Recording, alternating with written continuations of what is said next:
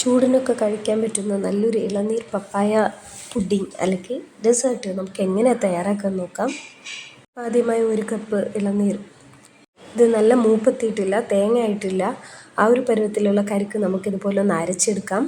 അത് പാനിലേക്ക് ഒഴിച്ച് അതൊന്ന് ചൂടായി വരുമ്പോഴേക്കും അതിലാവശ്യത്തിനുള്ള ഒരു 4 ടേബിൾ സ്പൂൺ പഞ്ചസാര ചേർത്ത് കൊടുക്കുന്നുണ്ട്. അതൊന്ന് മെൽറ്റായി വരുമ്പോഴേക്കും 3 ടേബിൾ സ്പൂൺ കോൺഫ്ലവർ പാലിൽ മിക്സ് ചെയ്തതാണ് ചേർത്ത് കൊടുക്കുന്നത്. കരിക്ക് നമ്മൾ അരച്ചെടുത്തിട്ട് അത് അരിക്കാത്തത് കൊണ്ട് തന്നെ ഒരുപാട് ജെല്ലി പോലെ ഇരിക്കത്തില്ല. ഇതൊന്ന് കട്ടിയായി വരുമ്പോഴേക്കും നമുക്കിത് ഒരു ബൗളിലേക്ക് മാറ്റാം.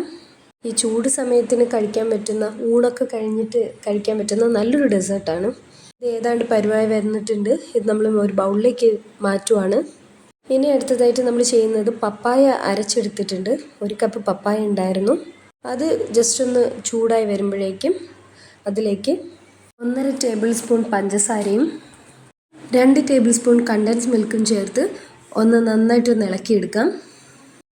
ഇതൊക്കെ ചേർത്തിട്ട് എല്ലാം ഒന്ന് നന്നായിട്ടൊന്ന് മിക്സ് ചെയ്തിട്ട് ഒന്ന് ബബിൾസൊക്കെ വരുന്ന ടൈം ആകുമ്പോഴേക്കും 1.5 ടേബിൾ സ്പൂൺ കോൺഫ്ലവറും കൂടെ നമുക്ക് ഇതിനകത്തോട്ടൊന്ന് വെള്ളത്തിലൊന്ന് മിക്സ് ചെയ്ത് ചേർത്ത് കൊടുക്കാം.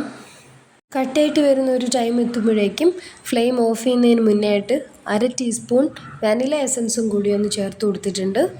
ഇത് തണുപ്പിച്ച് കഴിക്കാനായിരിക്കും കൂടുതൽ ടേസ്റ്റ്. പപ്പായയുടെ ലെയർ വന്നിട്ട് ഒരു ക്രീമി ടെക്സ്ചറിലായിരിക്കും നമുക്ക് കിട്ടുന്നത്. ഇതൊരു മസ്റ്റ് ട്രൈ റെസിപ്പിയാണ്.